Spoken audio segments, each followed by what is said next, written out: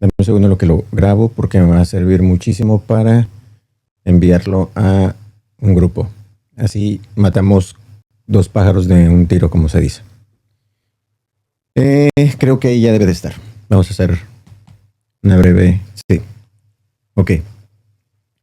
Regresando al punto, antes de que lo perdamos. Debes de tener mucho cuidado porque es importante, no es necesario. Ve la diferencia. Es importante mucho, pero no es necesario. ¿Qué es lo importante y qué es lo necesario? Que puedas distinguir lo siguiente. Esto se llama hacer un juicio. Juicio es hacer una diferencia y saber por qué es esa diferencia. A eso se le llama sacar un juicio. Nosotros estamos viviendo el juicio de Dios. ¿Cómo?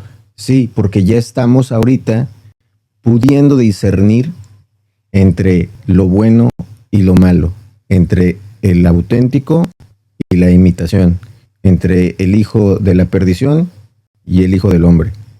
Ya estamos ejerciendo un juicio y como creyente, tú, aparte de ser rey y sacerdote, debes de saber que obviamente como rey estás haciendo un juicio, estás ejerciendo poder sobre qué, sobre las naciones, sobre todos aquellos que están sobre la tierra. ¿Son o no son creyentes? Eso no lo sabemos nosotros. Pero el reino se le ha brindado al rey y a sus corregidores, que somos nosotros, sus corregentes. Entonces debes de empezar a ver la escritura por cómo te lo dice la escritura y no como te lo dijo tu pastor, no como te lo dijo tu religión, esa tan que no la sueltas hasta el día de hoy y que es necesario que la empieces a soltar para que empieces realmente a entender la escritura en su contexto. De lo contrario, siempre vas a ver la escritura con ojos de tu religión y siempre te va a llevar a tu religión y no a lo que te dice la escritura. Dicho esto, sin afán de ofenderte, pero era necesario decírtelo, otra cosa que es importante decírtelo, es importante, sí, pero no es necesaria. Y esta es la parte que tienes que también entender, porque van a venir gente que te va a decir que es necesario. Y ahí, si tú sabes que es importante, pero no es necesario, nadie te va a poder conmover. El problema se da porque nos dicen que es necesario y al no saber que no es necesario, es importante, no necesario, muchos judaizan e imponen estas cuestiones a otros que no son necesarias, son importantes. ¿Te ayudan mucho? Sí, son importantes, pero no son necesarias. Una de ellas es entender el idioma, el contexto cultural del idioma. La Biblia no fue escrita en español, no escrita en español. Así que cuando tú lees que hablan de Jesús, de José, y de María, y de Pablo, y de Pedro, no están hablando en realidad de estos nombres. Tienen otros nombres. Nombres, obviamente, que van acorde a lo que viene siendo el contexto cultural, el contexto que se está viviendo. Entonces, asimismo sucede con muchas otras cosas en la escritura. Y esto es necesario que lo aprendas a diferenciar, porque uno de los problemas que tiene más fuerte el creyente es con algo que se llama parábola. La parábola, muchos creen que es una profecía. Ahora, no quiero decir que dentro de las parábolas no se esté comparando una profecía o se esté explicando, se está tratando de poner analizar una profecía, pero no es en sí misma una profecía. La palabra parábola viene de para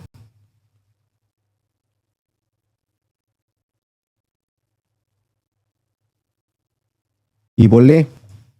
Para quiere decir antes. Por ejemplo, en paramédico, antes de ir al médico, antes de que te atienda un médico, te atiende un paramédico, sobre todo si estás en un accidente. Volé es la palabra que utilizamos hasta para lo que es balón, que significa que lo vas a aventar, que lo estás lanzando. Lo lanzas antes de qué? Bueno, antes de darte una verdad. Te lanzan la parábola para que puedas empezar a trabajar tu mente y entonces puedas entender la verdad que se te pretende dar. La parábola no es exclusiva del Antiguo Testamento ni del Nuevo Testamento. En ambas se utilizan. Fue una manera, digamos, más común de acercarse a eso y porque está recopilado, ¿verdad? De una manera más estructurada en el Nuevo Testamento, pero desde el Antiguo Testamento ya se hablaba en parábolas. De hecho, la profecía dice que hablará en parábolas y dirá cosas ocultas desde el origen de los tiempos. Busca en tu Biblia, en la escritura que te estoy diciendo, esa es tu tarea. Entonces esto lleva a la palabra, ya vimos parábola, esto es como está apareciendo en el Nuevo Testamento, en el Antiguo Testamento, en hebreo es la palabra mashal. Ahora, la curiosidad del idioma hebreo es que muchas palabras están relacionadas entre sí. Una de ellas es la palabra mashal. La palabra mashal es lo que se tradujo como parábola, pero también puede ser refrán, también puede ser dicho, también puede ser relato, proverbio y algunas otras cuestiones que hacen alusión a un relato, una historia que se brinda para poder explicar algo, como una antesala hacia una explicación de mayor profundidad. La manera educativa que se utiliza esto es precisamente para atraer tu atención y poder profundizar en tu mente la verdad que se te pretende dar. De lo contrario, nos pasa como siempre, que nos entra por un oído y se nos sale por el otro. Pero al tener ideas distorsionadas de todo, tenemos ideas distorsionadas del lenguaje, tenemos ideas distorsionadas de los significados, tenemos ideas distorsionadas de la religión, tenemos ideas distorsionadas de Dios. Creemos en un Dios que muchas veces no es Dios, todo menos Dios. Y esa es otra cuestión que debes de empezar a trabajar acerca de los ídolos. Porque muchas veces adoramos a un Dios que no es Dios. Hacemos una caricatura de Dios. Bueno, la palabra mashal, que vimos que es parábola, bueno, también esto tiene mucha relación con la palabra melech. La palabra melech, esto significa rey. De aquí también viene la palabra malach.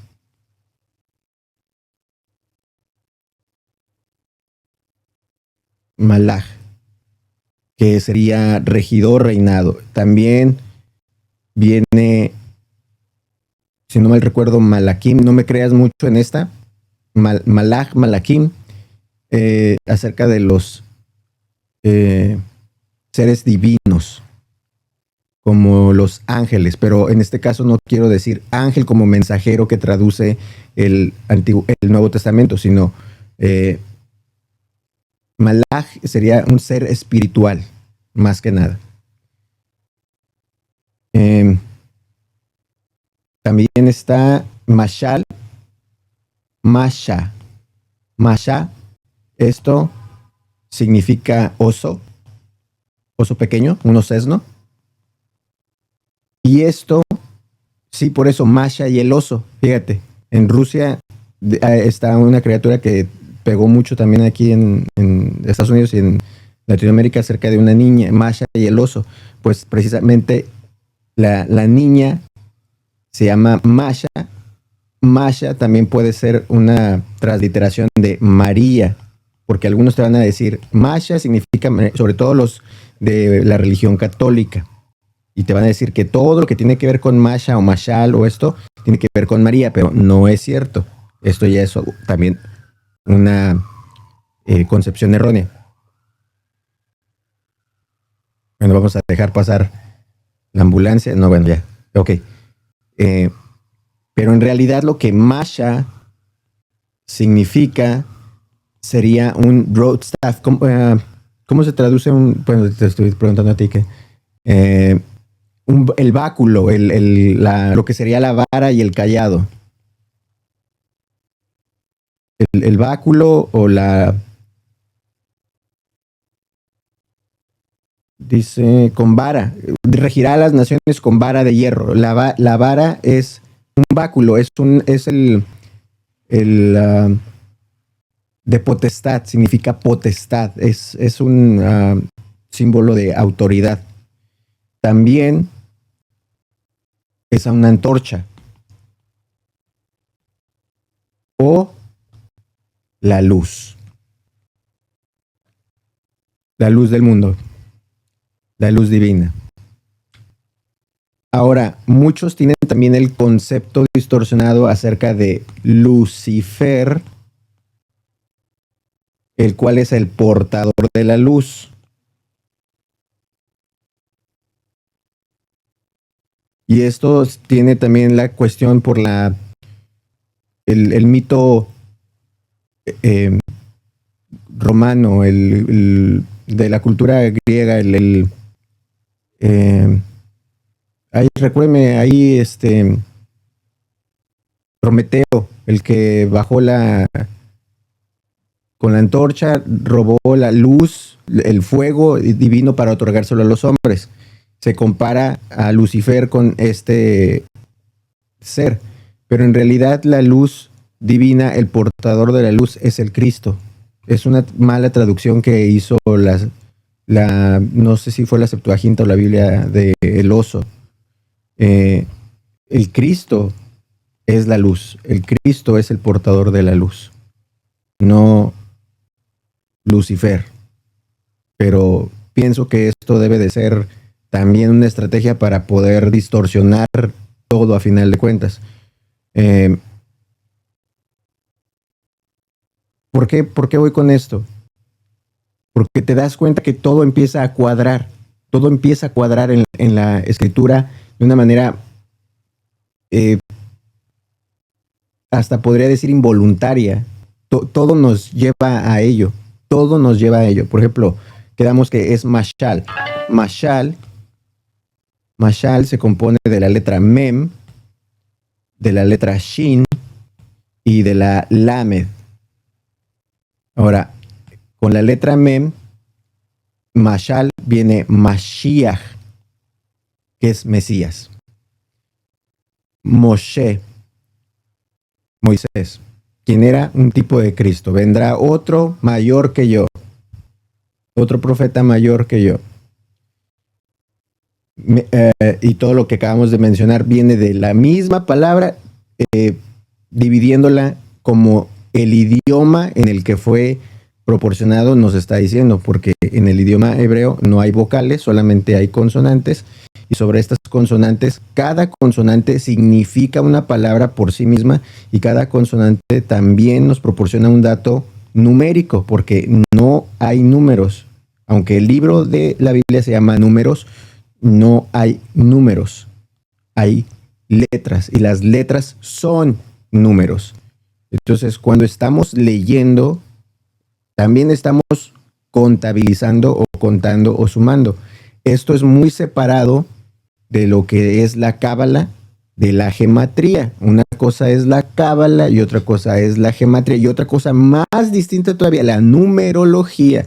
Estos son conceptos que debes de separar tú, te los dejo de tarea. Uno es bíblico porque, como te acabo de mencionar, está en la manera en la que se dejó el idioma, en la que se escribió esto. Ahora, quedamos que es la Mem, la Shin y la Lamed. La Mem es el número 40, la Shin es el número 300 y la Lamed es el número 30. 40 días, 40 noches, 40 días en el desierto. Esto es señal de juicio. 300. Una, eh, una acción correctiva, una acción bélica, un enfrentamiento.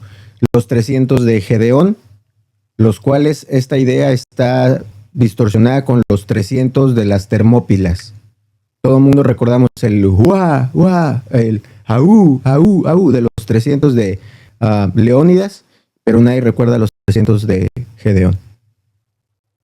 Para que veas cómo todo está calculado para que no conozcas lo verdadero y te quedes únicamente con lo falso. Y el 30, comentaba yo en una reunión hace poco, creo que fue antier, acerca de la edad de Timoteo, no se menciona, pero podemos sospechar que hasta los 30 años, hasta los 30, era la edad de joven, por la cuestión, tanto, ¿ves cómo ya empieza a cuadrar todo? Por eso está un poco sacado de contexto 33, los años de Cristo. Recordemos que no empezó la edad cristiana en el año cero, no existe año cero. Por eso inclusive la misma escritura no menciona la edad del Cristo. Pero podemos sacar por conforme a la escritura, y yo sé que te han dicho que no vayas más allá de lo escrito. Sí, ve más allá de lo escrito. Yo te pediría que hicieras el intento, porque si eres creyente, el buen pastor va a ir por la oveja perdida. Una cosa es que seas un cabrito, que más cabrito serías no yendo a lo que está, exacto, a lo que te está llevando, sí, porque amas profundizas, porque amas quieres conocer más, porque te interesa, se vuelve inevitable. La verdad llama a la verdad y la verdad te hará libre.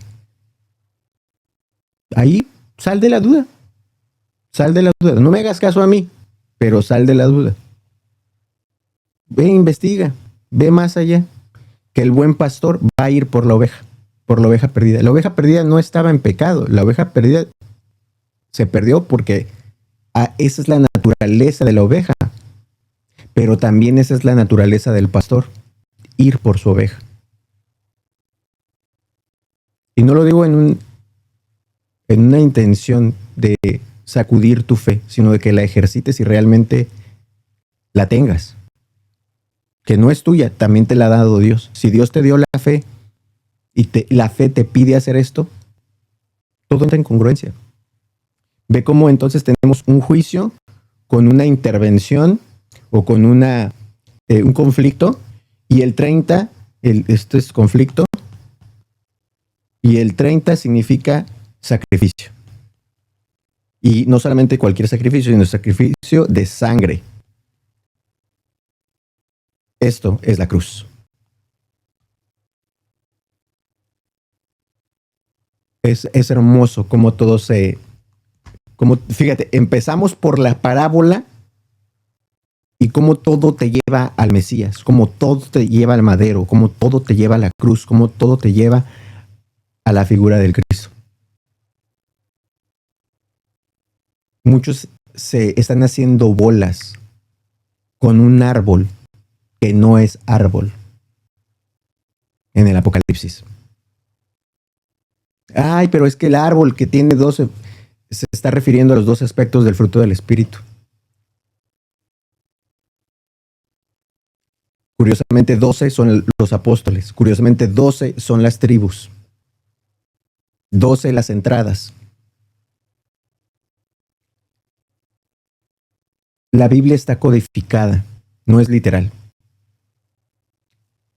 contiene literalmente cosas, claro, como todo escrito es por pura definición lógica literal, pero su intención, su profundización es de manera simbólica, arquetípica. Nosotros, antes de hablar, comprendemos simbolismos. Simbolismo no es satanismo. Simbolismo no es espiritismo. La mente entiende símbolos. Por eso nos gustan los emojis. Ponemos en nuestros mensajes de texto caritas. ¿Por qué? Porque esos son simbolismos que nos dan a conocer emociones, intenciones y mandan en sí mismas un mensaje aunque no digas nada. Asimismo, la escritura. Tienes que dejar de tomar lechita. La Biblia dice que debemos de ser como niños. Amén. Pero no dice que debemos permanecer como niños. Cuando era niño hablaba y hacía lo de niño, pero ahora de adulto. Porque la intención de Dios con las cosas, con lo que ha creado es el progreso. Todo lleva un ciclo, todo lleva un progreso, exacto. Nacemos, crecemos, nos reproducimos y morimos y pasamos a lo siguiente. Dejamos este ciclo para iniciar el siguiente. No puedes, te haces más daño a ti y a los demás al no sacar el potencial para el cual has sido llamado. La parábola de los talentos dice eso, que se va a azotar al que no le dio rendimiento al dueño de la viña por el talento que se le otorgó y no le dio rendimiento. ¿Qué se le dijo al obrero? ¿Por qué no lo llevaste con alguien que sí podía y quería darle rendimiento y tú lo enterraste? Es lo que hacemos con nuestra vida, nuestro talento, exactamente. Yo no vengo a convencerte. Tú ya tomaste tu decisión. Yo no te quiero convencer de nada. Yo solamente te estoy explicando para que seas honesto contigo mismo. ¿Por qué decidiste eso? Porque no sabes ni por qué lo decidiste. No se trata de creer por creer. Saber qué crees.